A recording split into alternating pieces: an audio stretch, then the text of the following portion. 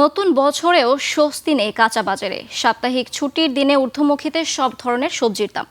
একদিনের ব্যবধানে অধিকাংশ সবজিতে বেড়েছে 15 থেকে 20 টাকা দরে।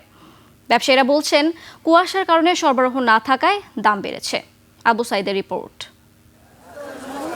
সানবিট সব দিবে সামাল। সানবিট ম্যাজিক প্রেস ডিশওয়াশিং এর মাথা ঘোরানো সলিউশন। কাউরান বাজার সাপ্তাহিক ছুটির দিনেও তীব্র শীত কুয়াশা উপেক্ষা করে বাজারে এসেছেন ক্রেতারা। কিন্তু বাজারে সবজির দাম বাড়ায় অস্বস্তিতে ক্রেতারা। তুলনামূলকভাবে দাম বেশি মনে হচ্ছে। আগে যেরকম রুই মাছ ছিল 450 480, এটা 550 টাকা দিয়ে নেওয়া লাগতেছে। অনেক রকমের বাজার করলাম, করানোর পর দেখি দাম অতিরিক্ত বেশি। টমেটোর দাম আগেও কিনছি 80 টাকা, এখন দেখো আজকে কিনলাম 100 টাকা করে। শীতকালীন সবজি ফুলকপি, বাঁধাকপি, টমেটো, পেঁয়াজের কালি প্রতি কেজির দাম বেড়েছে 15 থেকে 20 টাকা। বেড়েছে পোলাও চাল, মাছ এবং মাংসের দাম। তবে পেঁয়াজের দাম কেজিতে কমেছে 10 টাকা।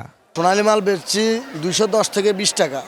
এই সপ্তাহ খুচরা মূল্য বেচতেছি 260 থেকে 50 টাকা।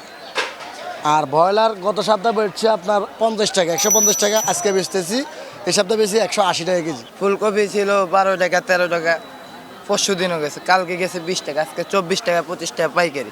পলাশ চালের দামটা বিশেষ করে বেশি বাড়ছে। পলাশ চালের দামটা 5 কেজিতে 20 টাকার মতো বাড়ছে। আগের সপ্তাহ আসলো 80 টাকা, 10 টাকা প্রতিটিতে 10 টাকা কমছে। এদিকে কুয়াশা ও শীতের তীব্রতা থাকার কারণে আমদানি কমায় বাজারে দাম বেড়েছে সবজির, বলছেন বিক্রেতারা। মাছের দাম মনে করে আমদানি কমের কারণে দাম বেশি। বেশি কারণ হলো ঠান্ডা, তো জেলেরা নামতে পারে না। জেলে নামতে গেলে মাছের দাম মনে দাম বাড়ার কারণ শীতের কারণে গাড়ি লাগাইতেছে না, এবং গাড়ি লাগাইলে মানে বাতাসে লাগে মালগুলো নষ্ট হয়ে যেতেছে।